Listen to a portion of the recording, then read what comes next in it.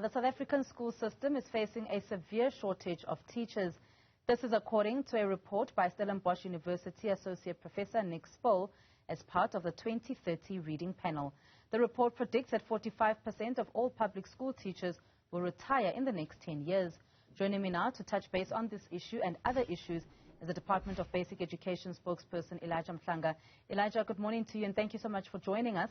Let's just start with that issue of the teacher shortages. Can you just explain to us whether there is a teacher shortage or what the situation there is? Well, good morning, Sefo. I do not know how the report was put together, but based on the statistics that we have, we don't think that there is a shortage because when we look at the number of graduates that are coming out of universities, the output has increased. Between 2016 and 2020, we had an increase from 23,000, 25,000, 27, 28,000. And in 2020, we had 31,000 new graduates that are coming out of universities, whereas we lose about 11 to 12,000 teachers every year. And this happens due to different reasons. One of them is retirement. The other is change of career. And you also have others who unfortunately pass away. And we therefore feel that the statistics that have been projected in that report are not consistent with what we are seeing in the system. And at any given time, on any given day, there is someone who's retiring. And at any given time in the system, the teachers that we have, they are 45 and 50 years. So that is not a new phenomenon. It's always there. And the planning in terms of teacher provisioning that we have is based on those statistics that we've had. I mean, this discussion is not new, by the way. 10 years ago, it was there. 5 years ago, it was there. And we don't see the crisis that they're talking about. Instead, we are seeing an increase in the number of young people who are going to university and choose teaching as a qualification of choice. You mentioned the issue, of course, of the young people that are going to university and choosing teaching as a career of choice, but also the graduates that you've also just spoken about.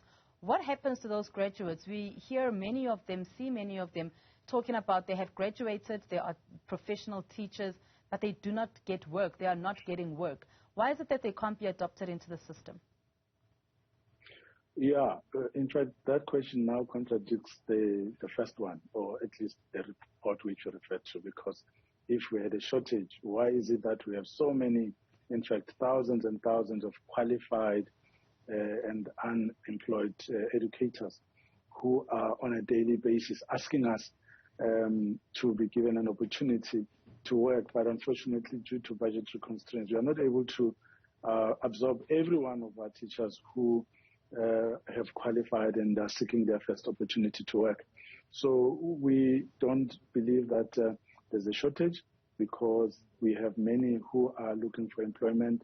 Fortunately, through the Presidential Youth Employment Initiative implemented in the basic education sector, we have recruited some of those qualified educators who, after participating in the program, get to be absorbed and employed in schools, which is working in that way to absorb some of those who were already looking for an opportunity to teach. So we are recruiting them, we are also placing them. But the challenge that we then have is whether the teachers that we have are closing the gaps that exist in terms of the needs of the sector. Right now, we are looking for maths and science teachers. We are looking for teachers who will teach at foundation phase, teaching African languages. Are we really finding those teachers with technology? So those are the things that we need to look at. So to just ask a question or to just make a statement that there will be a teacher shortage, that is not correct, because also the department has put in place targeted measures that are aimed at closing the gaps in terms of teacher supply in specific areas. In this case, we are talking about math, science, technology, and African languages. And we urge those candidates that are being given an opportunity through the Funza Lushaka Bursary Scheme, for example, or any other person, for that matter, who is entering the teaching profession through university, to choose subjects in those areas of need. Why is it, Elijah, that you are seeing that you are having fewer, as a department, you are having fewer maths and science teachers, that it is currently such a need, including African languages and technology, that the need is so high? Why is it that this is the current situation at this point? Yeah, that's a tricky question. It's a matter of a preference, I think, among people, but also as a country, we need to do more to promote our own African languages, such that people are able to choose them when they get to tertiary education. But they need to pass them well at basic education level as well, so that we make people realize that actually your own language can actually put you in a good position when exploring for employment opportunity, especially when it comes to teaching it in our schools. We have had many of our teachers who came from the previous system who had been qualified in this regard. But as things start to change, we find that more and more young people are not choosing our African languages. So we have started to address that particular challenge by amending some of the conditions for the qualification of as a qualification criteria, rather, for our bursary fund, which we have, so that we encourage more and more people to go in the areas that are in demand in terms of the system itself and the supply that it requires. So we are also working to address the issue of math, science, and technology. The minister 5-6 years ago, she re-established the math and science and technology unit at the Department of Basic Education, so that we do development work, create material, but also do recruitment for young people to choose subjects that are related to maths and mathematics, but also that they need to pass it well so that they can teach it and close the gap that you're talking about in the system. You've spoken now about, the new graduates being somehow being integrated into the basic education sector, but of course the financial constraints that you also speak of. What about the SGB appointments? How does that work, and can teachers actually try and get into a school via that method? Yeah, that's a good question, because that's another avenue of employment for teachers, and we know that many schools, especially those that can afford, they're able to employ many teachers through the SGB budget. We know schools that have 50 teachers, and you'll find that half of them are employed by the school governing body. And that works because it gives teachers that are looking for an opportunity to get employment without going through the department. So as a young person qualified, you would need to approach a school near you, establish if they are able to employ you. And we know that a lot of them come through the teaching profession via the school after they were employed by the school governing body. So yes, that's another avenue which young people need to explore, and it works for many. And you're correct. You shouldn't just look at the advertisements that are done by the provincial education departments. If you can approach a school and see if they have an opportunity. And these opportunities, by the way, are created when, as a young person at university, are busy studying. When you're required to do practicals, you approach a school near you, you do your best, good conduct, respect, dedication, commitment, and then when they see that, they are more likely to absorb you. Now, let's just go over then into the Eastern Cape, Elijah. We have seen the reports about, the textbooks that were not delivered throughout the first term. I mean, inland schools have already closed for the first term. However, the coastal schools, they are still open until next week. What is the situation with the textbook delivery in the Eastern Cape, and why did it take so long? If they have now been delivered, why did it take so long for them to be delivered? Well, the issue of the Eastern Cape, we need to clarify because we see that also the way it's been reported, it's creating confusion. We have stationery, which was delayed, and then you have textbooks. So in terms of stationery, there's been a delivery of 99.9%. In fact, the province will issue a media statement this morning to confirm as much, that the work has been done to deliver all stationery to all the schools. And that work will continue even today, even though schools are closed, to make sure that all the gaps are closed. That's in terms of stationery.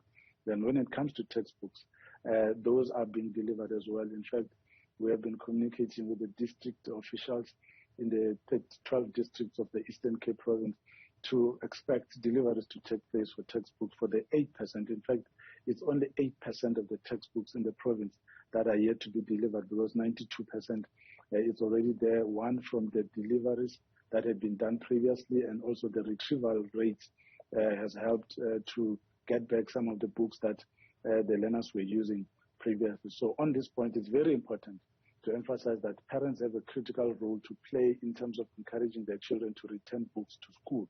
But as a learner, you have a responsibility to take care of that book. At the end of the year, you return it to the school so that the learners who are coming after you are able to use it. So the other thing that affected this was the late admissions to schools, where we found that parents brought their children to certain schools, which then created additional numbers, which needed to be taken care of in terms of the provision of learner-teacher support material. And that too will continue to be done. Yes, in the coastal areas, schools are closing next week, Thursday, but even during the recess, the deliveries will continue so that when they come back for term 2, all the deliveries would have been made.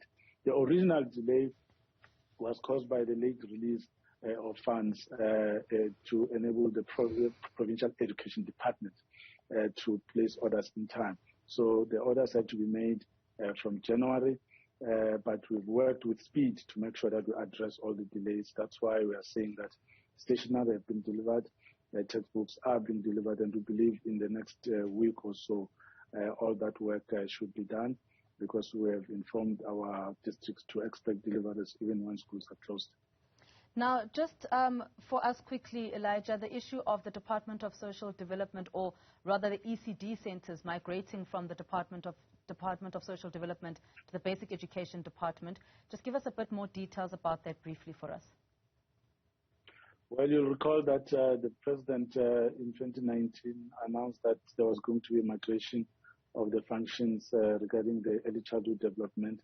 And since the President spoke, there was a proclamation to confirm that indeed this is going to take place. So from the 1st of April 2022, which is in the next 13 days or so, we are going to see the function shifts taking effect, which means some of the work, in fact, the bulk of the work that the Social Development Department was doing regarding ECD is moving to the Department of Basic Education. And we are working together at the moment to make sure that the function shift is happening very smoothly, because we are having a component that has been for many years with the Department of Social Development now coming across to the Department of Basic Education, so that we strengthen the provision of good quality learning at that age, so that we create an environment where learners have a good foundation for them to be able to stay in the basic education system and be able to complete their schooling. So we believe we'll be aligning the curriculum offering, support, care, and funding of ECD to make sure that we strengthen the basic education system right from the very bottom, so that our learners are able to have a good opportunity of completing their schooling, so that we meet the needs of the country. So we expect that the ministers of basic education as well as social development will have a handover event on the 1st of April, where they're also going to explain further what is going to take place. But at the moment, all provinces have been engaging stakeholders, answering questions in terms of how it's going to work from the 1st of April going forward. Basic Education spokesperson Elijah Mhlanga, thank you for your time this morning.